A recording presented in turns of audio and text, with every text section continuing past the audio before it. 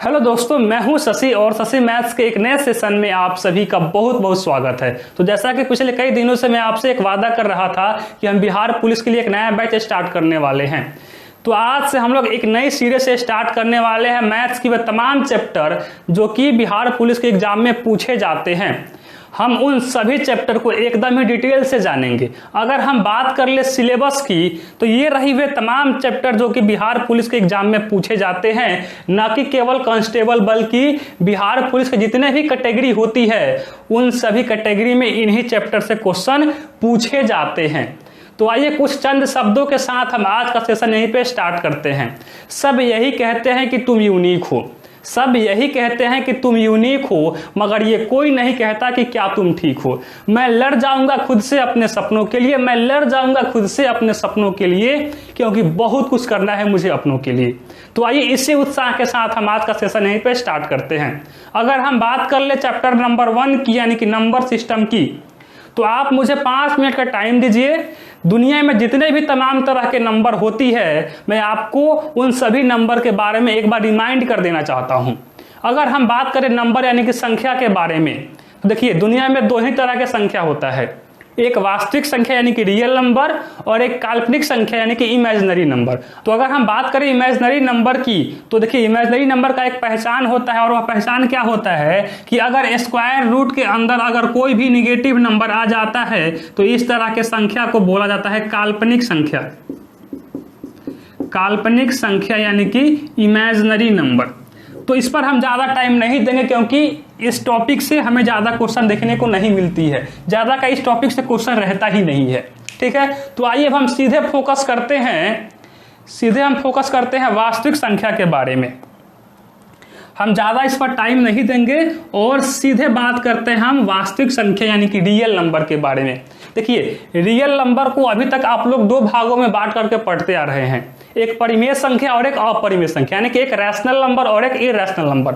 लेकिन हम यहाँ पर क्या करेंगे, देखिए वास्तविक संख्या का यह परिभाषा भी होता है कि ऐसा संख्या जो परिमेय और अपरिमेय संख्या के मिलने से बना हो, तो उस तरह के नंबर को बोला जाता है कि वास्तविक संख्या। लेकिन हम यहाँ पर चीजों को थोड़ी सी हट करके पढ़ेंगे, जिससे कि हमें सभी बातों को याद रखने में और समझने में बेहद ही आसानी हो। तो हम यहाँ पर वास्तविक संख्या को दो भागों में बांटेंगे। लेकिन परिमेय और अपरिमेय के आधार पर नहीं, बल्कि दशमलव के आधार पर। हम यहाँ पर वास्तविक संख्या को दो भागों में बांट रहे हैं। पहला दशमलव वाली संख्या, दशमलव वाली संख्या यानी कि विथ डिसिमल, और दूसरा बिना दशमलव वाली संख्या, बिना दशमलव वाली संख्या यानी कि विदाउट डिसिमल। अगर हम बात करें बिना दशमलव वाली संख्या के बारे में, तो इसमें होता है 0, 1, 2, 3, 4, 5, 6 अनंत तक, और इधर -1, -2, -3, -4, -5 कहाँ तक, अनंत तक। ठीक है, तो देखिए यहाँ पर जितने भी नंबर लिखे गए हैं, चाहे वो 0 हो, 1, 2, 3, 4, 5, 6 अनंत तक, या फिर -1, -2, -3, -4, -5 माइनस अनंत तक, तो यहाँ पर जितने भी नंबर लिखे गए हैं इन सभी नंबर को बोला जाता है पूर्णांक। इन सभी नंबर को बोला जाता है पूर्णांक। हम यहाँ पर इसको लिख देते हैं। हम यहाँ पर इन सभी नंबर को बोला जाता है पूर्णांक, यानी कि इंटीजर। ठीक है, अब आप यहाँ पर देखिए, अगर हम 0 के इधर साइड की ओर जा रहे हैं तो हमें धनात्मक पूर्णांक देखने को मिल रही है। क्या मिल रही है, 1, 2, 3, 4, 5, 6 अनंत तक। ठीक है, जब हम 0 के इधर साइड की ओर जा रहे हैं तो हमें धनात्मक पूर्णांक देखने को मिल रही है। हमें धनात्मक पूर्णांक यानी कि पॉजिटिव इंटीजर देखने को मिल रही है। और जब हम 0 के इधर साइड आ रहे हैं तो हमें ऋणात्मक पूर्णांक -1, -2, -3, -4 माइनस अनंत तक हमें ऋणात्मक पूर्णांक देखने को मिल रही है।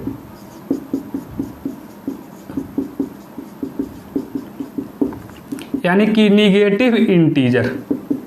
ठीक है, और सुनिए यहाँ जो धनात्मक पूर्णांक है, यानी कि यहाँ पर गिनती गिनना 1 से स्टार्ट हो रहा है, जैसे कि 1 2 3 4 5 6 अनंत तक, तो इसको क्या बोला जाएगा? धनात्मक पूर्णांक। और सुनिए, धनात्मक पूर्णांक को ही बोला जाता है प्राकृत संख्या। प्राकृत संख्या यानी कि नेचुरल नंबर। नेचुरल नंबर, प्राकृत संख्या या फिर प्राकृत संख्या को ही बोला जाता है गिनती की संख्या, यानी कि काउंटिंग नंबर। अगर हम गिनती गिनना 1 से स्टार्ट करके अनंत तक जाएं, जैसे कि 1 2 3 4 5 6 अनंत तक, तो उस तरह के संख्या को बोला जाएगा धनात्मक पूर्णांक यानी कि प्राकृत संख्या। अच्छा जी, लेकिन अगर हम क्या करें कि अगर गिनती गिनना हम 1 से स्टार्ट ना करके 0 से स्टार्ट करें, जैसे कि यहाँ पर हम 0 1 2 3 4 5 6 अनंत तक जाएं, तो इस तरह के संख्या को बोला जाता है पूर्ण संख्या। क्या बोला जाता है? पूर्ण संख्या, यानी कि होल नंबर। Whole number. तो इतनी तरह की होती है बिना दशमलव वाली संख्या। कौन कौन सी होती है? अगर हम बात करें बिना दशमलव वाली संख्या की, तो इसमें होता है पूर्णांक, जिसमें 0 भी होता है, धनात्मक पूर्णांक भी होता है और ऋणात्मक पूर्णांक भी होता है। और धनात्मक पूर्णांक को ही बोला जाता है प्राकृत संख्या यानी कि नेचुरल नंबर। और अगर हम गिनती गिनना 1 से स्टार्ट न करके 0 से स्टार्ट करें, जैसे कि 0 1 2 3 4 5 6 अनंत तक, तो इस तरह के संख्या को बोला जाता है पूर्ण संख्या यानी कि होल नंबर। तो इतनी कंसेप्ट है बिना दशमलव वाली संख्या के बारे में। अब हम बात करते हैं दशमलव वाली संख्या के बारे में। देखिए, अगर अभी तक आप लोग गौर किए होंगे तो आप लोगों को अभी तक 3 तरह के दशमलव वाली संख्या देखने को मिली होगी। वह कौन कौन सा है, आइए आपको मैं एग्जाम्पल लेकर के समझाने की कोशिश करता हूं। अगर मैं यहां पर लिख दूं, अगर फर्स्ट में 1.25, सेकेंड में मैं लिख दूं 1.333333 और डॉट डॉट डॉट। अगर मैं यहाँ पर थर्ड में लिख दूं 1.74321098 डॉट डॉट डॉट, तो आप यहाँ पर इन तीनों एग्जाम्पल की ओर गौर से देखिए। यहाँ पर फर्स्ट में क्या हो रहा है कि दशमलव के 2 अंक के बाद अब संख्या खत्म हो जा रही है, इसके आगे अब संख्या नहीं है। ठीक है, और यहाँ पर देखिए सेकंड में दशमलव के बाद संख्या अब खत्म ही नहीं हो रही है यहाँ पर, क्योंकि लास्ट में 3 डॉट का यूज किया गया है। इसका मतलब क्या कि इसके आगे अब अनंत संख्या है। दशमलव के बाद अब संख्या खत्म ही नहीं हो रही है। लेकिन एक बात और सुनिए, यहाँ पर दशमलव के बाद संख्या खत्म नहीं हो रही है और एक ही संख्या बार बार रिपीट भी कर रही है। और यहाँ पर देखिए थर्ड में कि दशमलव के बाद संख्या खत्म ही नहीं हो रही है, क्योंकि यहाँ पर लास्ट में इसमें भी 3 डॉट का यूज किया गया है। और दूसरी बात कि दशमलव के बाद लगातार कोई भी संख्या रिपीट नहीं कर रही है। तो हमने यहाँ पर 3 तरह के दशमलव वाली संख्या को देखा। अगर हम फर्स्ट की बात करें तो ऐसा संख्या जो दशमलव के कुछ अंक के बाद खत्म हो जाए, तो इस तरह के संख्या को बोला जाता है टर्मिनेटिंग नंबर। टर्मिनेटिंग नंबर, ठीक है। अगर हम इसके एग्जाम्पल की बात करें तो यहाँ पर क्या हो सकता है, 1.25, 7.5 लिख सकते हैं, 0.14 लिख सकते हैं, 1.7321 लिख सकते हैं। यहाँ देखिए इन सभी एग्जाम्पल में क्या हो रहा है कि दशमलव के कुछ अंक के बाद संख्या खत्म हो जा रही है, संख्या टर्मिनेट हो जा रही है। तो इस तरह के संख्या को बोला जाएगा टर्मिनेटिंग नंबर। ठीक है, अगर हम बात करें सेकेंड पर तो यहाँ देखिए दशमलव के बाद संख्या खत्म नहीं हो रही है, तो क्या होगा, ये होगा नॉन टर्मिनेटिंग। नॉन टर्मिनेटिंग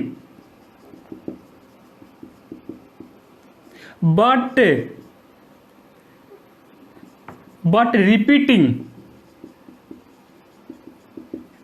देखिए दशमलव के बाद संख्या खत्म नहीं हो रही है, अनंत तक जा रही है, लेकिन एक ही संख्या बार बार रिपीट कर रही है, तो इस तरह के संख्या को बोला जाता है non terminating but repeating number.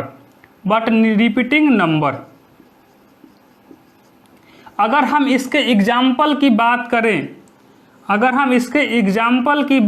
तो यहाँ पर क्या हो सकता है, यहाँ पर हो सकता है 1.3333 डॉट डॉट डॉट, या फिर 1.1212121212 डॉट डॉट डॉट, या फिर आप यहाँ पर लिख सकते हैं 4.444444 डॉट डॉट डॉट। ठीक है, तो हम अभी तक दो नंबर को देखें, अभी तक हम दशमलव में दो नंबर देखे, एक टर्मिनेटिंग नंबर और दूसरा non terminating but repeating number. आइए अब हम थर्ड को देखते हैं। हम यहाँ पर थर्ड में देख रहे हैं कि दशमलव के बाद संख्या खत्म नहीं हो रही है और न ही दशमलव के बाद कोई संख्या रिपीट भी कर रही है, तो इस तरह के संख्या को बोला जाता है नॉन टर्मिनेटिंग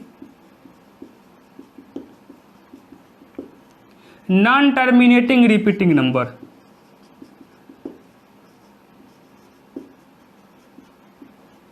यानी कि ऐसा संख्या, गौर से सुनिएगा, ऐसा संख्या जो दशमलव के बाद ना तो खत्म हो और ना ही रिपीट करे, तो उस तरह के संख्या को बोला जाता है नॉन टर्मिनेटिंग रिपीटिंग नंबर। अगर हम इसके एग्जाम्पल की बात करें तो सुनिए, पाई जो है, अगर हम पाई को लेते हैं तो पाई एक बहुत ही अच्छा एग्जाम्पल है नॉन टर्मिनेटिंग रिपीटिंग नंबर का। तो अगर हम पाई की बात करें तो पाई का जो वैल्यू होता है वह दशमलव के बाद ना तो खत्म होती है और ना ही रिपीट करता है। और हम यहाँ पर ले सकते हैं 22/7, या फिर हम यहाँ पर ले सकते हैं square root under 2, square root under 3, square root under 5, या फिर आप ले सकते हैं 1.7321456091 डॉट डॉट डॉट। तो ये है तमाम तरह की नंबर, हमने यहाँ पर वास्तविक संख्या को इतने भागों में बांट दिए हैं। अब आपके मन में एक क्वेश्चन आ रहा होगा, और वह आना भी चाहिए, क्योंकि अभी तक आप लोग पढ़े हैं ये कि वास्तविक संख्या जो होता है वह परिमेय संख्या और अपरिमेय संख्या के मिलने से बनता है, लेकिन यहाँ पर कहीं भी परिमेय संख्या और अपरिमेय संख्या का जिक्र नहीं किया गया है। तो अब आप मेरे बातों को एकदम गौर से सुनिएगा, ही गौर से सुनिए। यहाँ जो नॉन टर्मिनेटिंग रिपीटिंग नंबर है, यहाँ जो आपको नॉन टर्मिनेटिंग रिपीटिंग नंबर जो दिखाई दे रहा है, इसी नंबर को ही बोला जाता है अपरिमेय संख्या। यानी कि अगर हम बात करें नॉन टर्मिनेटिंग रिपीटिंग नंबर की, तो इसी को ही बोला जाता है अपरिमेय संख्या। अपरिमेय संख्या यानी कि इर्रेशनल नंबर। क्लियर है सभी को इतना एकदम? यहाँ पर जितने भी तमाम तरह के नंबर लिखे गए हैं, इनमें केवल और केवल नॉन टर्मिनेटिंग रिपीटिंग नंबर को ही बोला जाता है अपरिमेय संख्या, यानी कि इर्रेशनल नंबर। और इसके अलावा यहाँ पर जितने भी नंबर लिखे गए हैं, इन सभी को बोला जाता है रैशनल नंबर, यानी कि परिमेय संख्या। यानी कि रैशनल नंबर। तो अब मैं ये आशा करता हूं कि आप लोगों को अब नजर आ गया होगा कि हाँ, वास्तविक संख्या जो होता है वह एक्चुअल में परिमेय संख्या और अपरिमेय संख्या के मिलने से ही बना होता है। ठीक है, तो अब मैं ये आशा करता हूं कि आप लोगों को वास्तविक संख्या का पूरा कंसेप्ट क्लियर हो गया होगा। तो अब आप क्या करिए, वीडियो को पॉज करिए और आप इन सभी बातों को आप पहले नोट करिए, उसके बाद हम कुछ और बातों पर चर्चा करेंगे। हाँ जी, तो अब हम आइए बात करते हैं परिमेय संख्या और अपरिमेय संख्या के बारे में कुछ चर्चा कर लेते हैं।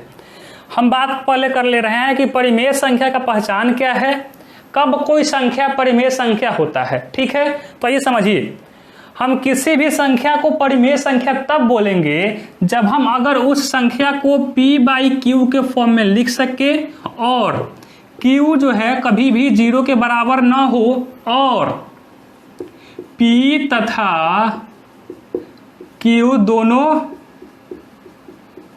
पूर्णांक हो। बात को समझिए, हम यहां पर अगर एग्जाम्पल के तौर पर ले लें 2, तो क्या 2 एक परिमेय संख्या है या फिर नहीं है, इसकी हम पुष्टि कैसे करेंगे, समझिए बातों को। यहां पर है 2, देखिए यहां है 2, इसके नीचे कुछ नहीं है तो यहां पर 1 है। तो देखिए हमने यहां पर 2 को जो है p/q के फॉर्म में तो लिख दिए हैं। और सुनिए, जो नीचे वाला है यानी कि q जो है 1 जो है, देखिए 0 के बराबर भी नहीं है और 2 तथा 1 दोनों ही एक पूर्णांक है, दोनों एक पूर्णांक है, इसलिए 2 क्या है, एक परिमेय संख्या हो जाएगा। ठीक है, तो ये है कंसेप्ट परिमेय संख्या का, कि कोई भी संख्या परिमेय संख्या तब होगा जब हम उस संख्या को अगर p/q के फॉर्म में लिख दें, q कभी 0 के बराबर ना हो तथा p और q दोनों एक पूर्णांक हो। बस यही सिंपल सा कंसेप्ट है परिमेय संख्या का। वहीं अगर हम बात करें अब अपरिमेय संख्या यानी कि इर्रेशनल नंबर के बारे में, ठीक है, तो यहां पर देखिए अगर हम एक अपरिमेय संख्या ले लें, जैसे कि हम यहां पर एक संख्या ले रहे हैं √2, देखिए आपको यहां पर दिख रहा होगा कि √2 के नीचे कुछ नहीं है तो 1 है। तो अब आप यहां पर बोल देंगे कि देखिए हमने इसको p/q के फॉर्म में लिख दिए हैं और जो 1 जो है यानी कि जो q है वह देखिए 0 के बराबर भी नहीं है। लेकिन मेरे प्यारे भैया आप यहां पर गौर करिए कि √2 एक पूर्णांक नहीं है, √2 एक पूर्णांक नहीं है, जिसके कारण √2 एक अपरिमेय संख्या है। यानी कि सिंपल सी फंडा ये है कि ऐसा संख्या जिसको हम p/q के फॉर्म में नहीं लिख सके तो इस तरह के संख्या को बोला जाता है अपरिमेय संख्या। तो मैं ये आशा करता हूं कि आप लोगों को परिमेय संख्या और अपरिमेय संख्या का जो कंसेप्ट है वह कंसेप्ट क्लियर हो गया होगा। ठीक है, तो अब आप क्या करिए, इसको नोट करिए। अब हम उसके बाद आगे बढ़ते हैं और देखते हैं अभाज्य संख्या के बारे में। तो आप इसको पहले नोट करिए। तो अब हम बात कर लेते हैं अभाज्य संख्या यानी कि प्राइम नंबर के बारे में। तो यहाँ पर आप एक काम करिए, मैं जो बोल रहा हूँ उसको आप नोट करिए, लिखिए इसके परिभाषा को पहले। ऐसा प्रकृत संख्या जो 1 से बड़ा हो और वह या तो 1 के पहरा में आए या फिर खुद के ही पहरा में आए, तो इस तरह के संख्या को बोला जाता है अभाज्य संख्या यानी कि प्राइम नंबर। और सुनिए, अगर आप इंग्लिश में ज़्यादा कंफर्टेबल हैं तो आप इंग्लिश में भी लिखिए, the natural number which is greater than 1 and it's divisible by 1 and itself only. ठीक है, तो कहने का मतलब ये है कि ऐसा प्रकृत संख्या, पहले हम यहाँ पर लिख लेते हैं प्रकृत संख्या के बारे में। यहाँ पर होता है 1 2 3 4 5 6 7 8 9 10 11 12 और भी बहुत सारा अनंत तक। ठीक है, तो यहाँ पर परिभाषा में बोला क्या जा रहा है कि ऐसा प्रकृत संख्या जो 1 से बड़ा हो तो यहाँ पर 1 नहीं होगा। और कंडीशन क्या है कि या तो 1 के पहरा में आए या फिर खुद के ही पहरा में आए, इसके अलावा वह और किसी भी प्रकृत संख्या के पहरा में ना आए, तो उस तरह के नंबर को बोला जाएगा अभाज्य संख्या। तो अगर हम बात करें यहाँ पर 2 पर, तो देखिए 2 या तो 1 के पहरा में आता है या फिर 2 केवल 2 के ही पहरा में आता है। 2 1 और 2 को छोड़ करके और किसी भी प्रकृत संख्या के पहरा में नहीं आता है, जिसके कारण 2 एक अभाज्य संख्या हो जाएगा, अभाज्य संख्या 2 हो जाएगा। अगर हम बात करें 3 पर, तो सुनिए 3 या तो 1 के पहरा में आता है या फिर केवल और केवल 3 के ही पहरा में आता है। 3 1 और 3 को छोड़ करके और किसी भी प्रकृत संख्या के पहरा में नहीं आता है, जिसके कारण 3 एक अभाज्य संख्या हो जाएगा।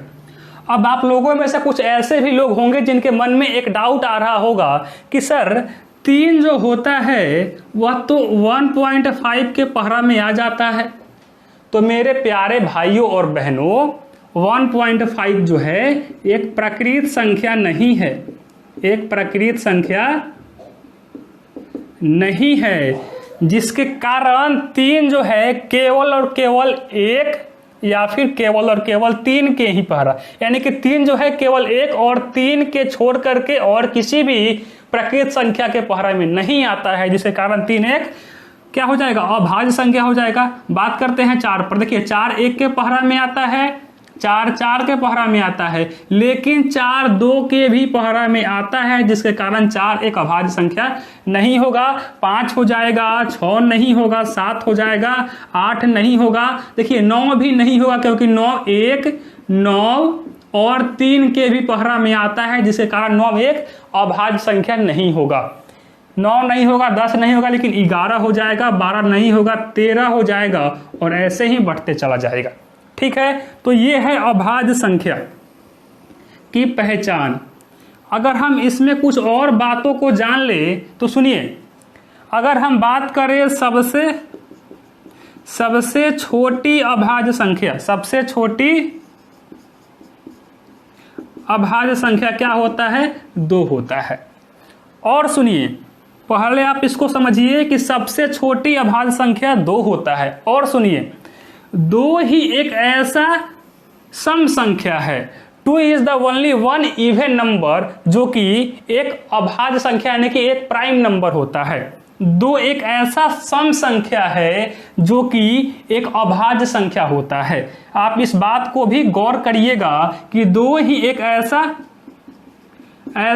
सम संख्या है, ऐसा सम संख्या है जो कि एक अभाज्य संख्या होता है। तो मैं ये आशा करता हूं कि आप लोगों को अभाज्य संख्या का पूरा कंसेप्ट क्लियर हो गया होगा।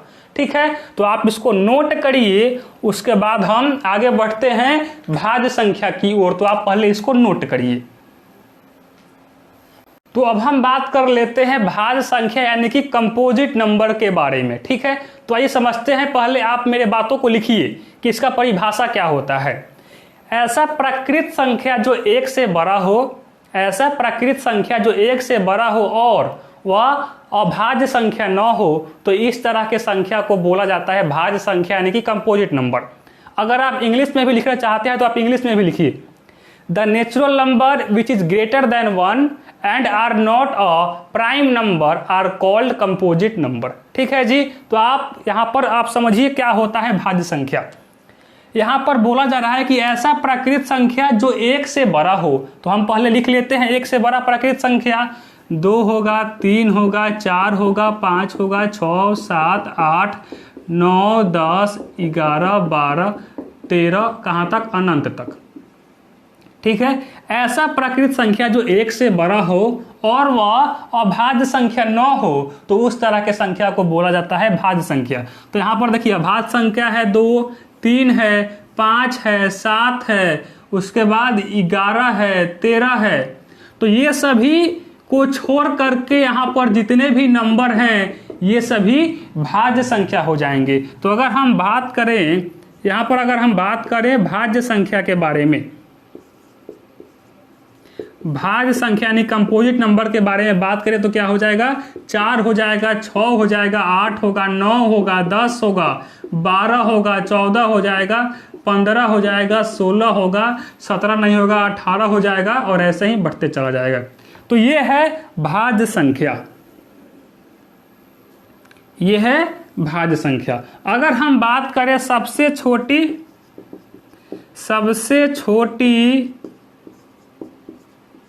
भाज्य संख्या की, तो क्या हो जाएगा, 4 हो जाएगा। सबसे छोटी भाज्य संख्या क्या होता है, 4 होता है। ठीक है जी, तो मैं ये आशा करता हूं कि आप लोगों को भाज्य संख्या का जो कंसेप्ट होता है वह समझ में आ गया होगा। तो आप इसको नोट करिए, उसके बाद हम बढ़ते हैं सम संख्या यानी कि इवन नंबर की ओर। अब हम बात करते हैं सम संख्या के बारे में कि क्या होता है सम संख्या।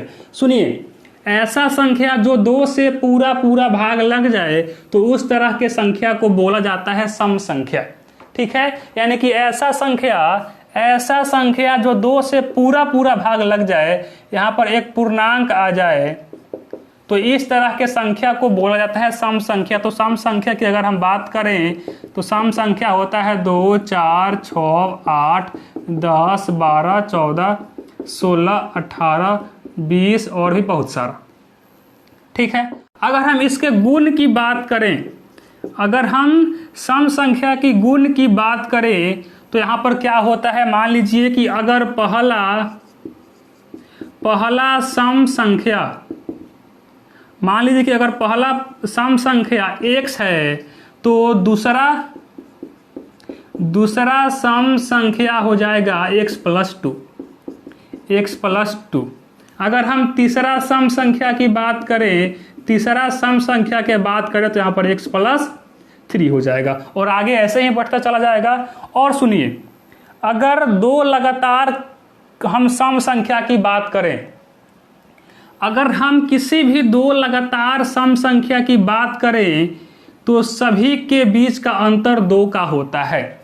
अगर हम किसी भी 2 लगातार सम संख्या की बात करें तो उनके बीच का जो अंतर होगा वह 2 का होगा। यानी कि 2 लगातार क्रमागत सम संख्या के बीच का अंतर 2 का होता है। देखिए, दो लगातार क्रमागत सम संख्या के बीच, जैसे कि यहाँ पर देखिए क्रमागत संख्या मतलब है कि जैसे यहाँ पर देखिए 2 है, 4 है तो यहाँ पर 6 होगा। ठीक है, तो अगर यहाँ पर हम बात करें कि 2 लगातार क्रमागत संख्याओं के बीच का, 2 लगातार क्रमागत सम संख्याओं के बीच का अंतर की अगर हम बात करें तो 2 का अंतर होता है। ठीक है, तो ये रहा कुछ बेसिक बातें सम संख्या के बारे में। आप लोगों को लग रहा होगा कि मैं इन सभी बातों को क्यों बता रहा हूं, इतनी सिंपल बातों को। तो मैं आपको बता दूं कि हम इन सभी गुणों को जो है आगे क्वेश्चन में यूज करेंगे, हम यूं ही नहीं आपको कुछ भी बता रहे हैं। ठीक है, तो आप इन सभी को नोट करिए, उसके बाद हम आगे बढ़ते हैं ऑड नंबर यानी कि विषम संख्या के बारे में। तो आप पहले इसको नोट करिए, उसके बाद हम विषम संख्या के बारे में बात करते हैं, यानी कि ऑड नंबर के बारे में बात करते हैं। हम ऑड नंबर के बारे में बात करते हैं। अगर हम बात करें ऑड नंबर यानी कि विषम संख्या के बारे में, तो ऐसा संख्या जो 2 से पूरा भाग न लगे तो उस तरह के संख्या को बोला जाता है ऑड नंबर यानी कि विषम संख्या। जैसे कि यहाँ पर अगर हम बात करें विषम संख्या की तो क्या हो जाएगा, 1, 3, 5, 7, 9, 11, 13, 15, 17, 19 और ऐसे ही बढ़ते चला जाएगा। अगर हम इसके गुण की बात करें, अगर हम विषम संख्या की गुण की बात करें तो मान लीजिए कि अगर पहला विषम संख्या, अगर मान लीजिए कि पहला विषम संख्या x है तो दूसरा विषम संख्या x + 2 होगा और तीसरा विषम संख्या x + 4 होगा। ठीक है, देखिए अगर पहला विषम संख्या मान लीजिए कि 1 है तो दूसरा क्या हो जाएगा, x + 2 यानी कि 3 हो जाएगा और तीसरा x + 4 यानी कि 5 हो जाएगा। यानी कि अगर हम विषम संख्या के गुण की बात करें तो अगर मान लीजिए कि पहला विषम संख्या x है तो दूसरा विषम संख्या x + 2 होगा और तीसरा विषम संख्या x + 4 होगा। अच्छा, और सुनिए, अगर हम बात करें कि 2 लगातार, इसके बारे में हम बाद में बात करेंगे, पहले आप इसको नोट करिए। उसके बाद हम बात करते हैं अब क्रमागत संख्या के बारे में, यानी कि कंसेक्यूटिव नंबर के बारे में हम बात करते हैं। आप पहले इसको नोट करिए। अब हम बात करते हैं क्रमागत संख्या के बारे में। अगर हम बात करें क्रमागत संख्या के बारे में तो सुनिए, क्रम से आने वाली संख्या को ही बोला जाता है क्रमागत संख्या। जैसे कि यहाँ पर समझिए, अगर यहाँ पर 1 है, 2 है, 3 है तो इसके बाद निश्चित 4 होगा, इसके बाद निश्चित 5 होगा, इसके बाद निश्चित 6 होगा। तो ये संख्या क्या है, एक पैटर्न के रूप में आ रही है। ठीक है, ये सभी संख्या एक क्रम से आ रही है, तो इस तरह के संख्या को बोला जाता है क्रमागत संख्या यानी कंसेक्यूटिव नंबर। अगर हम बात करें यहाँ पर जैसे कि 15, 16, तो इसके बाद क्या होना चाहिए, इसके बाद होगा 17, इसके बाद डेफिनेटली 18 होगा, इसके बाद डेफिनेटली 19 होगा। तो ये एक खास पैटर्न में आ रही है, तो इस तरह के संख्या को बोला जाता है क्रमागत संख्या। ठीक है, तो आप समझ गए होंगे कि क्रमागत संख्या किसे बोला जाता है, यानी कि क्रम से आने वाली संख्या को क्रमागत संख्या कहा जाता है। अगर हम इसके गुण की बात करें, अगर हम इसके गुण की बात करें तो मान लीजिए कि अगर पहला क्रमागत, अगर मान लीजिए कि पहला क्रमागत संख्या x है, तो दूसरा क्रमागत संख्या x + 1 होगा, तीसरा क्रमागत संख्या x + 2 होगा, चौथा क्रमागत संख्या x + 3 होगा। ठीक है, और सुनिए, अगर हम दो लगातार क्रमागत संख्या के बीच की अंतर की अगर हम बात करें, दो लगातार क्रमागत संख्या के बीच का अंतर हमेशा 1 का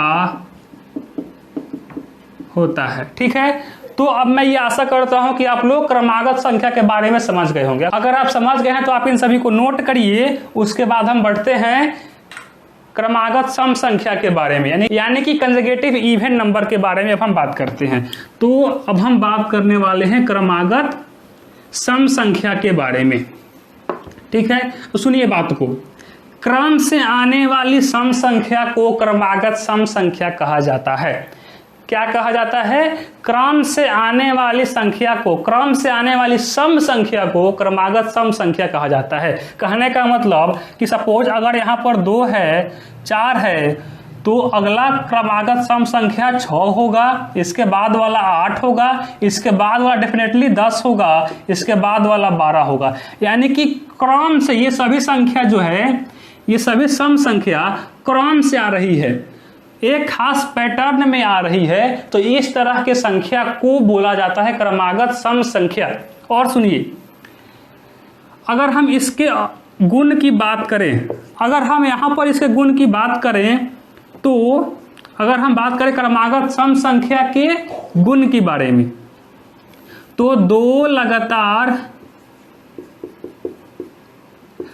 लगातार क्रमागत सम संख्या के बीच का अंतर सदैव 2 का होता है। जैसे देखिए यहाँ पर समझिए, ये क्या है, ये क्रमागत सम संख्या है। तो अगर हम किसी भी 2 क्रमागत संख्या की बात करें, तो देखिए इन सभी के बीच का अंतर जो होगा वह 2 का ही होगा।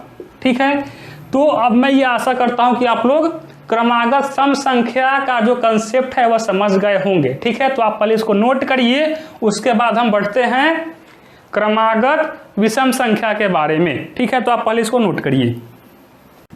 तो अब हम बात कर लेते हैं क्रमागत विषम संख्या के बारे में। ठीक है, तो आइए समझते हैं क्या है क्रमागत विषम संख्या का कंसेप्ट। जैसे कि अगर मैं यहाँ पर एग्जाम्पल लेकर के आपको समझाने की कोशिश करूँ, सपोज मैं यहाँ पर लिख दे रहा हूँ 1। ठीक है, तो अगर हमसे बोला जा रहा है क्रमागत विषम संख्या और हम यहाँ पर लिखे हैं 1, तो इसके जस्ट बाद वाला क्रमागत विषम संख्या 3 ही होगा। 3 के बाद जस्ट क्रमागत विषम संख्या 5 ही होगा। 5 के जस्ट बाद 7 होगा, 7 के जस्ट बाद 9 होगा और 9 के जस्ट बाद 11 होगा। यानी कि देखिए यहाँ पर जो संख्या आ रही है यह एक खास पैटर्न में आ रही है, यानी कि ये सभी जो विषम संख्या है ये सभी क्रम में आ रही है।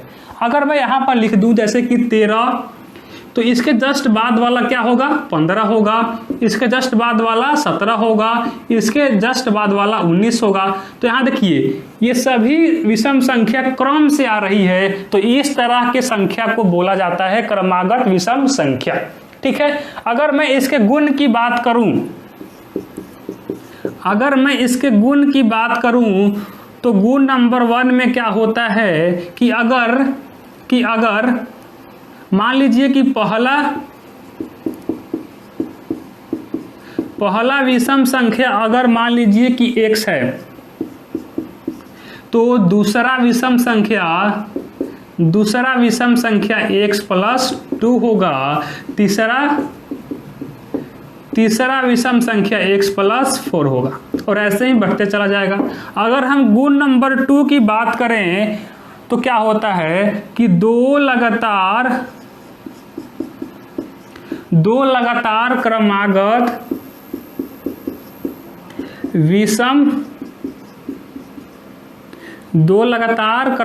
विषम संख्या के बीच का अंतर सदैव 2 का होता है। यहाँ पर देखिए दोनों एग्जाम्पल क्या है, क्रमागत विषम संख्या है।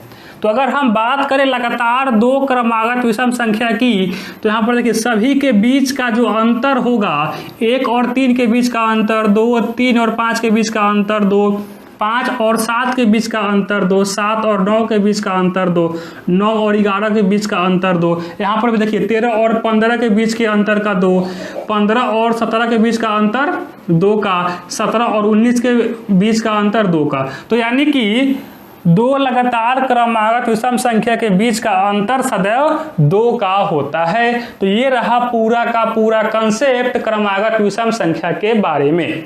अब आप क्या करिए, इसको नोट करिए और आप आज के सेशन का लास्ट टॉपिक को देखिए। हाँ जी, तो आइए अब हम बात कर लेते हैं face value and place value. कहने का मतलब कि अंकित मान और स्थानीय मान क्या है, इसका कंसेप्ट क्या है। क्योंकि मैं आजकल देख रहा हूं कि इस टॉपिक से अब बहुत सारा क्वेश्चन हर एक एग्जाम में पूछा जा रहा है। तो आइए इसके बारे में समझ लेते हैं। देखिए, आपसे एग्जामिनर इस टॉपिक से कुछ इस तरह से क्वेश्चन करेगा, आपको यहाँ पर कोई भी एक संख्या दे देगा। जैसे कि हम यहाँ पर एक संख्या ले रहे हैं अपने मन से 4, 8, 5, 7, 6, 2। हमने यहाँ पर एक 6 अंकों वाली एक संख्या ले ली है हम। और सुनिए, देखिए इस टॉपिक से क्वेश्चन कैसे बनता है। आपको यहाँ पर बोल देगा कि यहाँ पर सपोज 8, यहाँ 8 है, तो यहाँ देखिए यहाँ पर बोल देगा कि आप मुझे बता दो कि 8 का अंकित मान यानी कि फेस वैल्यू क्या है। यानी कि इस दिए गए संख्या में 8 का अंकित मान क्या है और 8 का स्थानीय मान यानी कि प्लेस वैल्यू क्या है। तो सुनिए, जब भी आपसे अगर इस टाइप का क्वेश्चन करे तो आप मेरे बात को हमेशा के लिए याद रखिएगा।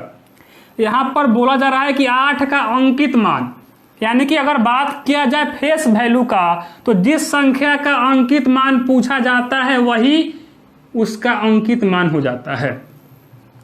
यानी कि यहाँ पर इस दिए गए संख्या में 8 का अंकित मान 8 ही होगा, 8 का फेस वैल्यू 8 ही होगा। लेकिन बात को सुनिए, लेकिन वहीं अगर बात किया जाए 8 का स्थानीय मान यानी कि प्लेस वैल्यू का, तो इस दिए गए संख्या में हमें पूछा जा रहा है 8 का स्थानीय मान। तो पहले हम यहाँ पर 8 लिख देंगे और देखेंगे कि इस दिए गए संख्या में 8 के बाद अब कितनी संख्या है हम ये गिन लेंगे। तो यहाँ देखिए 8 के बाद संख्या है 1, 2, 3 और 4। जितनी संख्या रहेगा उतना ही हम यहाँ पर 8 के बाद 0 लगा देंगे।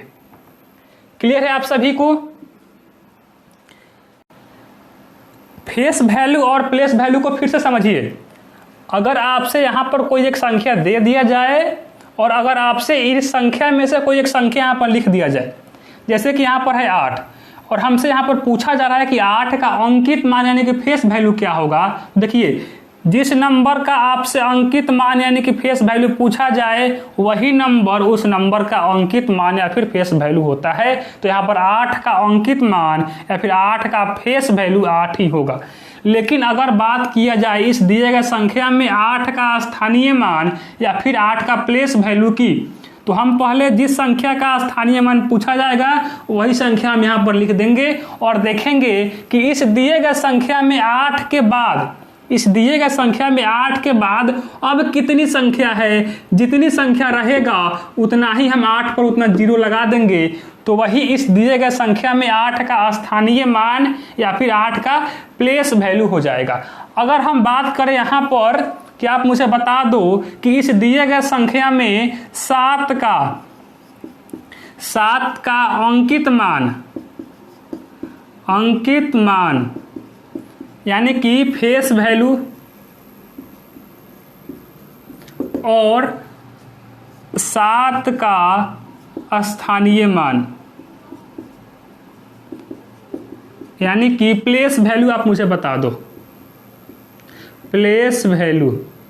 तो सुनिए, 7 का अंकित मान यानी कि 7 का फेस वैल्यू 7 ही होगा, आप इसमें कंफ्यूजन मत होइएगा, ठीक है। 7 का अगर अंकित मान यानी कि फेस वैल्यू पूछे तो जो संख्या रहेगा वही उसका फेस वैल्यू होगा, वही उसका अंकित मान होगा। यानी कि 7 का इस दिए गए संख्या में 7 का अंकित मान यानी कि 7 का फेस वैल्यू 7 ही होगा।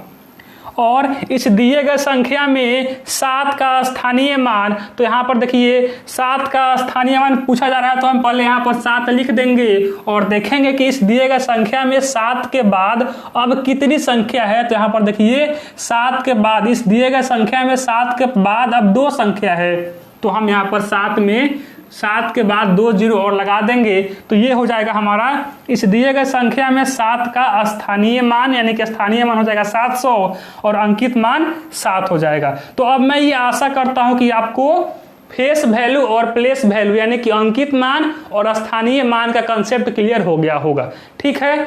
तो आप क्या करिए, इसको नोट करिए। तो अब मैं ये आशा करता हूं कि आज आपको जितने भी कंसेप्ट बताए गए हैं सभी कंसेप्ट क्लियर हो गया होगा, ठीक है। अगर सभी कंसेप्ट क्लियर हो गया है तो आज के लिए बस इतना ही, मिलते हैं अब हम नेक्स्ट क्लास में, तब तक के लिए थैंक यू वेरी मच।